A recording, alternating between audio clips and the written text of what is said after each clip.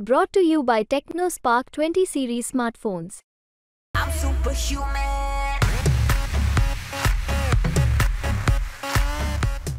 लोकसभेचा मतदारसंघ 6 आहेत मुंबईतले. त्यातला सगळ्यात पहिला आहे हा दक्षिण मध्य मुंबई, जिकडनं शिवसेना विरुद्ध शिवसेना अशी लढत झालेली होती. राहुल शेवाळे विरुद्ध अनिल देसाई. मात्र गेल्या वेळेला अर्थात चित्र वेगळं होतं.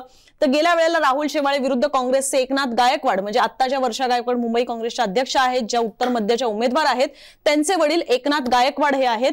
आणि गेल्या वेळेला दक्षिण मध्य मुंबईचं आपण हे चित्र पाहिलं तर विधानसभेचे हे 6 मतदारसंघ येतात साहिल सर, ज्याच्यामधनं 5 मतदारसंघांमध्ये म्हणजे अणुशक्तीनगर, चेंबूर, सायन कोळीवाडा, वडाळा आणि माहीम या 5 विधानसभा निहाय आपण हे मतदारसंघ पाहिले तर त्या ठिकाणी राहुल शेवाळे यांना लीड मिळालेलं होतं. हे 2024चं आपण आता जर मतदान पाहिलं तर त्याच्यामध्ये सुद्धा सगळ्यात कमी मतदान हे खरं तर आता धारावीमधनच झालेलं आहे तिकडे, आणि इतर मतदारसंघ जे आहेत त्या ठिकाणी जास्त मतदान आहे. सगळ्यात जास्त मतदान याच्यामध्ये आपल्याला माहीम मध्ये पाहायला मिळते 58%, जिकडनं खरं तर कमी मतदान असेल किंवा तक्रारी खूप असतील किंवा दिरंगाई होते असे सगळ्या तक्रारी समोर आल्यानंतर उद्धव ठाकरे स्वतः ज्या मतदारसंघामध्ये काल खरं तर गेलेले आपण पाहिलेले सुद्धा होते, त्या माहीममध्ये दक्षिण मध्य मुंबईत सगळ्यात जास्त मतदान झालेलं आपल्याला पाहायला मिळतंय. साहिल सर, अनुजा, याच्यातनं एक गोष्ट स्पष्टपणे लक्षात येते आपल्याला की 2019 मध्ये राहुल शेवाळे ज्यावेळेस जिंकले त्यावेळेस त्यांना 6 पैकी 5 ज्याचा तू मगाशी उल्लेख केला, आणि फक्त धारावीचा मतदारसंघ की जिथे याही वेळेस सगळ्यात कमी मतदान झालेलं आहे, एकनाथ गायकवाड यांना लीड मिळालेला होता 47%. बरोबर आहे. पण परिस्थिती कशी बदलू शकते ह्याच्यावरती आपल्याला डिस्कशन करणं अत्यंत आवश्यक आहे. म्हणजे आता आपण जर मतदारसंघ वाईज बघितलं तर गेल्या वेळेस सगळ्यात जास्त लीड हा राहुल शेवाळेंना मिळालेला होता तो 2 मतदारसंघांमधनं, एक वडाळा आणि त्याहूनही जास्त माहीम मतदारसंघामधनं त्यांना सगळ्यात जास्त लीड मिळालेला होता. म्हणजे 68% मतं ही माहीम विधानसभा मतदारसंघामधली राहुल शेवाळेंना मिळालेली होती. एकनाथ गायकवाडनं अवघी 28% मतं त्याच्यामध्ये पडली होती. आणि वडाळ्यामध्ये सुद्धा 61% मतं त्यांना पडलेली होती. या उलट एकनाथ गायकवाड ह्यांना अवघी 29% मतं तिकडे पडलेली होती. आता या 2 मतदारसंघांमध्ये जर आपण बघितलं तर साधारणतः माहीममध्ये आपल्या लक्षात येईल की गेल्या वेळेस महाराष्ट्र नवनिर्माण सेना ही एकनाथ गायकवाडांच्या बाजूने होती. म्हणजे ज्या पद्धतीने यावेळेस मनसे राहुल शेवाळेंचा प्रचार करत होती त्या पद्धतीने नव्हते, पण ते मोदींच्या विरोधात प्रचार करत होते, निगेटिव्ह प्रचार करत होते. पॉझिटिव्ह प्रचार नव्हता की कोणाला मत द्यायचं हे ते सांगत नव्हते. कोणाला मत देऊ नका हे महाराष्ट्र नवनिर्माण सेनेचे प्रमुख राज ठाकरे सगळीकडे सांगत होते, लाव रे तो व्हिडिओच्या माध्यमातून. आता राहुल शेवाळेंना पडलेली मतं माहीमधली ही शिवसेना युनायटेड आणि भारतीय जनता पार्टी अशी मतं आहेत. आणि एवढं असून सुद्धा म्हणजे 91,635 मतं त्यांना पडलेली होती. It's unprecedented voting in any assembly constituency in place like Mumbai. खरं बघायला गेलं तर अशा परिस्थितीमध्ये यावेळची परिस्थिती काय तर शिवसेना फुटलेली, म्हणजे एकनाथ शिंदेची शिवसेना, मनसेची मतं, कारण यावेळेस मनसेने त्यांच्या लोकांना सांगितलंय की तुम्ही शेवाळेंना मतदान करा, आणि इथे सभा झाली आणि भारतीय जनता पार्टीची मतं. असं असून सुद्धा राहुल शेवाळे आणि समोर कोण आहेत तर अनिल देसाई जे शिवसेनेचे कॅन्डिडेट आहेत. बरोबर. यावेळेस काँग्रेसचा कॅन्डिडेट या ठिकाणी नाहीये. आणि मी फक्त इम्पॉर्टंट मतदारसंघ घेणार आहे की जे क्रुशल ठरू शकतात या विधानसभा याच्यामध्ये. आता याही वेळेस माहीममध्ये झालेलं 58% मतदान, गेल्या वेळेस सुद्धा ऑलमोस्ट तेवढंच मतदान, म्हणजे त्याच्याहून थोडंसं जास्त मतदान हे माहीम विधानसभा क्षेत्रामध्ये झालेलं होतं. यावेळेस राहुल शेवाळे यांना तेवढा लीड मिळण्याची शक्यता फार कमी आहे. म्हणजे जो 68 आणि 28%चा जो गॅप होता तेवढा लीड त्यांना मिळण्याची शक्यता कमी आहे. कारण जी एकनाथ गायकवाडना 38,145 मतं पडली आहेत ना, ती मतं वाढून म्हणजे शिवसेनेची स्वतःची मतं जर आपण त्याच्यामध्ये ऍड केली, ही काँग्रेसची फिक्स्ड मतं आहेत. याच्यामध्ये काही आपण मनसेची मतं कॅल्क्युलेट करूया की मनसेने भले सांगितलं नसेल पण विरोधात मतं आहेत त्याच्यामुळे त्यांना पडली असतील, तरी सुद्धा ही मतं वाढून 60 ते 70 हजाराच्या घरात जाऊ शकतात. आता याच्यावरती राहुल शेवाळे यांना आयदर ती 91,000 त्यांचा जो मतांचा बेस आहे त्याच्यामधून शिवसेनेची मतं कमी होणार, बरोबर, जी उद्धव ठाकरेंना मानणारी मतं जी असतील ती कमी होणार, त्याच्यामध्ये मनसेची मतं ऍड होणार. तर तरी सुद्धा त्याही परिस्थितीमध्ये राहुल शेवाळेंचा लीड इथे कमी होऊ शकतो, 20-25 हजाराच्या घरात जाऊ शकतो किंवा त्याहूनही तो कमी जाऊ शकतो. डिपेंड्स की या मतदारसंघामध्ये उद्धव ठाकरेंची स्वतःची, आणि गोष्ट इंटरेस्टिंग अशी आहे की या मतदारसंघातले जे आमदार आहेत ते भाईम मतदारसंघामध्ये सदा सरवणकर हे एकनाथ शिंदेच्या बरोबर आहेत आणि त्याच्यामुळे त्यांची स्वतःची पण काही मतं त्या ठिकाणी असतील. म्हणजे ती ऑफकोर्स तेवढी राहिलेली नाहीयेत की जेवढी त्यांनी स्वतः काँग्रेसच्या तिकिटावरती विधानसभा लढवली होती तेवढी त्यावेळेस ज्यांना 30-35 मतं पडली होती तेवढी मतं नसतील त्यांची, पण त्यांची पण स्वतःची काही मतं आहेत.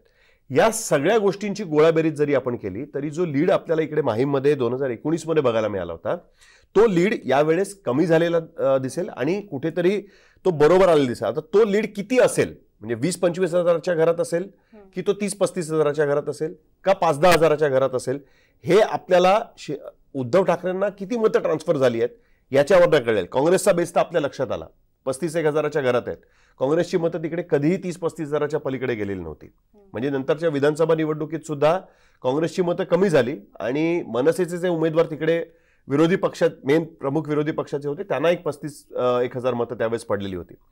दुसरा महत्वाचा मतदारसंघ होतो जो धारावीचा मतदारसंघ की जिथे ऍक्च्युली एकनाथ गायकवाडांना लीड मिळालेला होता. बरोबर, एकनाथ गायकवाडांना धारावीमध्ये 49% मतं पडली होती आणि राहुल शेवाळेंना 41% मतं पडली होती, जो लीड आपल्याला या ठिकाणी दिसतोय.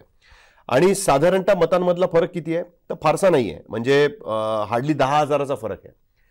आता इथे गंमत आहे, इथे आता स्वतः गायकवाड तर नाहीच आहेत, काँग्रेसचाही उमेदवार नाहीये, शिवसेना उद्धव बाळासाहेब ठाकरे गटाचा त्यांच्या पक्षाचा उमेदवार आहे. त्याच्यामुळे एकनाथ गायकवाड नसतं, म्हणजे स्वतः एकनाथ गायकवाड असतानाच जर तिकडे 10 हजाराचा लीड असेल तर ह्याचा अर्थ असा की यावेळेचा तो लीड साधारणतः 7-8 हजाराच्या घरात असू शकतो. बरोबर, अशा परिस्थितीमध्ये किंवा त्या पट्ट्यामध्ये, म्हणजे याही वेळेस सगळ्यात कमी मतदान 47% मतदान त्या ठिकाणी झालेलं आहे. त्याच्यामुळे तिकडे तो एक प्रॉब्लेम आपल्याला बघायला मिळतोय. बाकी चेंबूर, अणुशक्तीनगर इथे सुद्धा जर आपण बघितलं तर एकनाथ गायकवाडांचा लीड हा कमी होता, पण त्या मानाने फरक हा 7-8 हजाराचाच होता. आता यावेळेस अणुशक्तीनगरमध्ये एक्सपेक्टेड त्यांना असं वाटतंय की शिवसेना उद्धव बाळासाहेब ठाकरे गटाचा उमेदवार लीड घेईल, कारण तिकडे मुस्लिम समुदायाची मतं त्यांना पडतील प्लस शिवसेनेची ओरिजिनल स्वतःची मतं, त्यामुळे इथे तो लीड येऊ शकतो. त्यामुळे ह्याचा अर्थ काय निघतो की 51% मतदान करणारं अणुशक्तीनगर, 47% मतदान करणारं धारावी, या 2 ठिकाणी मिळणारा लीड त्याच्या बदल्यामध्ये माहीममध्ये कमी झालेला लीड, वडाळा हा राहुल शेवाळेंचा स्ट्रॉंग होल्ड एका पद्धतीने आपल्याला बघायला मिळतो, तिथे सुद्धा त्यांचा बऱ्यापैकी लीड आहे, तो काही प्रमाणात जरी कमी झाला तरी त्या 2 विधानसभा मतदारसंघांमधनं मिळणारा लीड हा एवढा मोठ्या प्रमाणात नाहीये की जो राहुल शेवाळेंचा लीड कापू शकतो माहीम किंवा वडाळ्यामधनं मिळालेला किंवा सायन कोळीवाड्यामधनं मिळालेला. त्याच्यामुळे किती प्रमाणात लीड मिळतो आणि महत्वाचे मतदारसंघ जे त्यांचे राहुल शेवाळेंचे मानले जातात की जिथे त्यांना लीड मिळू शकतो तिथे 58, 56 आणि 53% मतदान झालंय. ही गोष्ट माझ्या मते अत्यंत महत्वाची ठरेल. अनुजा, साठे सरांकडे पण हाच प्रश्न घेऊन जाऊया. साठे सर, तुम्ही याच्यावरचे तुमचे पॉइंट्स ऍड करू शकता. खास करून आपण जसं म्हणतोय की कारण की एक प्रेक्षक आहेत त्यांचं असं म्हणणं आहे की मामू फॅक्टर जो आहे तो इथे चाललेला दिसतोय असं त्यांचं म्हणणं आहे. अबेदीन शेख असं म्हणतात की मामू फॅक्टर इथे काम केलेलं आहे. आता जसं सांगत होते की अणुशक्तीनगर असेल, माहीम असेल, हे पट्टे मराठी मुस्लिम मतदार जे आहेत ते मिक्स असणारे आहेत. आता सुद्धा तिकडे मतदान हे 50%च्या वर झालंय. माहीममध्ये सगळ्यात जास्त 58% मतदान झालेलं आहे. धारावी मध्ये मात्र कमी मतदान झालेलं पाहायला मिळतंय. खरं तर आधी ज्यावेळेला म्हणजे हे संपूर्ण चित्र क्लिअर झालं की मुंबईत कोण कशा पद्धतीने लढणार आहे तेव्हाच ही चर्चा सुरू होती की उत्तर मध्य मुंबईमध्ये शिवसेना ही काँग्रेसला मदत करेल आणि काँग्रेस जी आहे ती दक्षिण मध्य मुंबईमध्ये शिवसेना युबीटीला मदत करेल.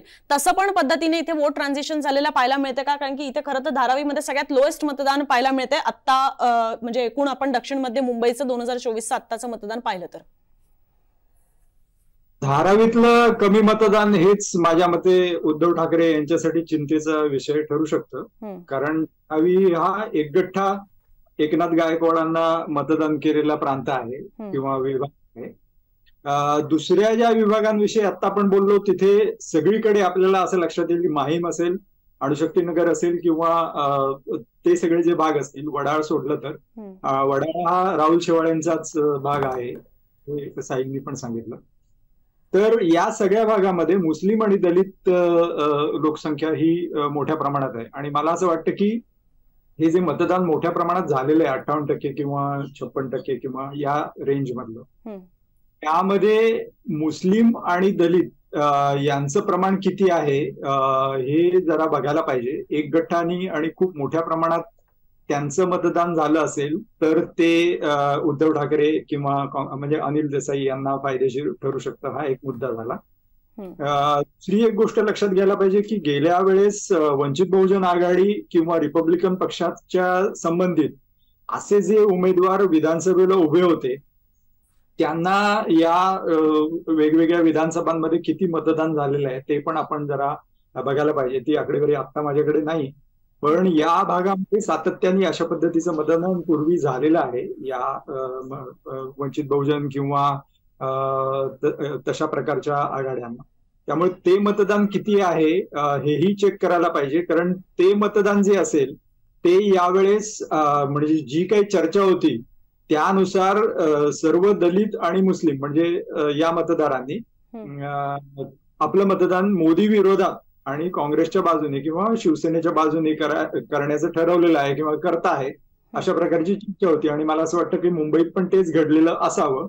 तर त्यामुळे ते मतदान किती हे बघायला लागेल. पण एकूण जे चित्र आता समोर येतंय त्याच्यामध्ये मला असं वाटतं हा फॅक्टर लक्षात घ्यायला पाहिजे की मतदानाची जी टक्केवारी आहे ती वरवर पाहता भरपूर मतदान झालेलं आहे म्हणून राहुल शेवाळेंना त्या भागात फायदा होईलच असं निष्कर्ष काढणं थोडं धाडसाचं ठरेल. कारण ते एक गट मतदान जर का मुस्लिम आणि दलितांचं असेल तर ते अनिल देसाईंच्या बाजूने झुकू शकतं. अनुजा, मला फक्त दोन स्टेटमेंट घ्यायचे आहेत लोकांची, कारण आपल्याला पुढच्या याच्यात पण जायचं आहे. त्यातले एक आहे त्यांचं असं म्हटलेलं आहे AA 123. त्यांनी असं म्हटलंय की माहीमध्ये विशाखा राऊत आणि मिलिंद वैद्य हे नगरसेवक आहेत जे 6-7 वेळा निवडून आलेले आहेत आणि they can make a difference for Anil Desai. आणि दुसरे एक प्रेक्षक आहेत साहिल म्हणून, त्यांचं असं म्हणणं आहे की कमाल आहे तुमची सगळी मराठी मतं उभाटाला पकडताय. मी अजिबात असं कुठल्याच आपल्या स्टेटमेंटमध्ये आपण असं म्हटलं नाही की सगळी मराठी मतं शिवसेना UBTला जाईल. पण AA 123 मला उत्तर द्यायचं आहे की म्हणून त्यांचं लीड गेल्या वेळेस जी एकनाथ गायकवाडना मतं पडली होती, अवघी 38,145 मतं पडली होती, त्याच्यापेक्षा जास्त मतं ही नक्कीच यावेळेस अनिल देसाई यांना पडतील. असं नाही की ती मतं कमी होतील किंवा तेवढीच मतं पडतील. ऑब्व्हियसली त्यांची मतं सुद्धा 60-70 हजारच्या घरात जातील. पण इथे फार मोठा टप्पा कव्हर करायचा आहे त्यांना आणि त्याच्यामध्ये काँग्रेसचा जो हातभार आहे त्याच्यामुळे जी काही ॲडिशनल मतं असतील, जर त्यांनी 50,000 मतं घेतली फॉर एन एक्झाम्पल, मी असं एक्झाम्पल म्हणून सांगतोय, तर कुठेतरी आपण म्हणू शकतो की त्यांना लीड मिळेल. पण नॉर्मली एवढ्या मोठ्या प्रमाणात मतं मिळणं एका पक्षाच्या जोरावरती, कारण काँग्रेसचा हातभार इथे 30-35 हजाराचाच आहे, तर ती मतं मिळणं थोडंसं डिफिकल्ट आहे. म्हणून माहीमध्ये राहुल शेवाळे लीडवर राहतील का? आणि यावेळेस मनसेचं मतदान हे पूर्णपणे राहुल शेवाळेंच्या बाजूने गेलेलं आहे, कारण त्यांनी स्पेसिफिकली रस्त्यावर उतरून प्रचार केलाय. कार्यकर्त्यांचाच नुसता प्रचार नाही, मतदारांना त्यांच्या जाऊन सांगितलंय की तुम्ही त्यांना मतदान करा, म्हणजे ॲज इफ ते स्वतःच निवडणूक लढवताय अशा पद्धतीने प्रचार केलाय. हा एक मुद्दा अत्यंत महत्त्वाचा ठरतो. म्हणजे तोंडी पाठिंबा देणं आणि सक्रिय पाठिंबा देणं ह्यातला फरक आपल्याला या निवडणुकीत कळून येईल. त्याच्यामुळे आपल्याला लक्षात येईल की नक्की कशा पद्धतीने मतदान जातं. अनुजा, नक्कीच.